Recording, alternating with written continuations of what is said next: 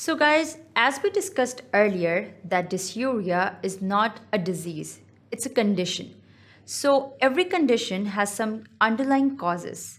So now we're going to talk about the causes of dysuria. Dysuria is a common presentation seen in primary and secondary care, and it could be related to infectious, inflammatory, malignancy, structural, and sometimes an unknown cause.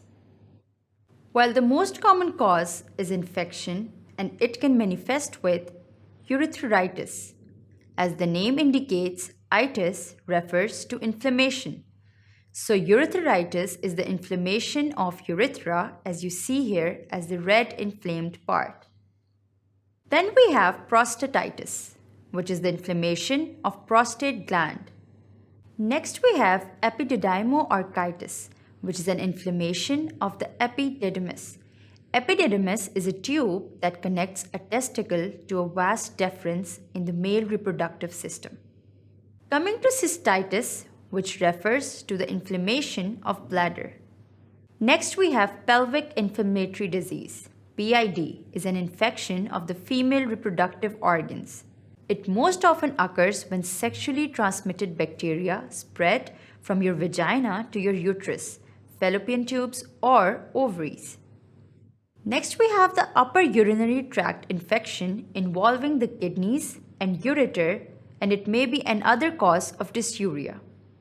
At last, we have the pyelonephritis, which is a sudden and severe kidney infection. This condition causes the kidneys to swell and can cause permanent damage. We will discuss a few more common causes. So earlier I mentioned about the causes of dysuria. Now we'll talk about some of the major causes of dysuria. Now firstly we have acute pyelonephritis. Pyelonephritis is a type of urinary tract infection where one or both kidneys become infected. They can be infected by bacteria or a virus. A kidney with pyelonephritis presents with the inflammation, scarring, atrophy of cortex, and a distended renal pelvis. Urinary tract infection involving the upper urinary tract has systemic features such as fever, which may be very high, greater than 39 degrees, rigors, malaise, anorexia, flank pain, and in addition to the symptoms of dysuria, frequency and urgency. Predispositions include calculi, that are the stones, reflex, obstruction, and a neurogenic bladder.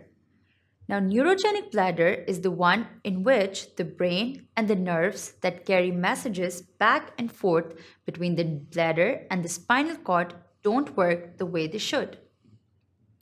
Pyelonephritis is an obstructed kidney which requires urgent medical attention because of the irreversible loss of renal function that may occur. Now, talking about the key findings about the diagnosis of the pyelonephritis, its key is the microscopy and culture of urine and blood cultures. There should be pyuria that is greater than 100,000 white blood cells per ml, bacteriuria, and often microscopic or even macroscopic hematuria, which is the blood in urine.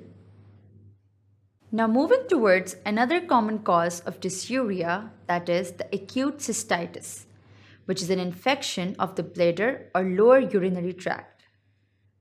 It is more common in women, and the most common infecting organisms are coliforms, in which Escherichia coli, Proteus and Klebsiella species, Enterococci, and Pseudomonas species are the main causative agent for acute cystitis.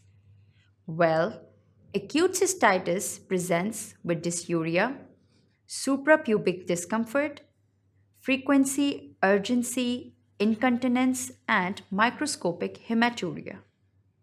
Now, talking about the diagnosis of the acute cystitis, which is quite similar to pyelonephritis, requires a growth for a pathogenic organism for a midstream specimen of urine in a quantity sufficient to cause disease, defined as greater than 100,000 colony-forming units per ml. The last cause that I'm going to discuss here is urethritis, which I already said is an inflammation of urethra. This is a condition characterized by dysuria, meatal discharge, that is a urethral discharge, or arthralgia, that is pain in testicles. It is most commonly caused by sexually transmitted diseases such as gonococci or chlamydia species. So urine is analyzed for the presence of these bacteria. If the urinalysis is positive for leukocyte esterase, the gram stain of the discharge that is greater than 2 white blood cells per oil immersion field, or the sediment of the first voided urine that is greater than 10 white blood cells per high power field, and if it reveals abnormal numbers of polymorphonuclear leukocytes, which is the diagnosis of urethritis is confirmed. So guys, we talked about the causes of dysuria and discussed some of the main causes that were the pyelonephritis, the acute cystitis, and the urethritis. Now we'll move on towards the investigations and the treatment of dysuria.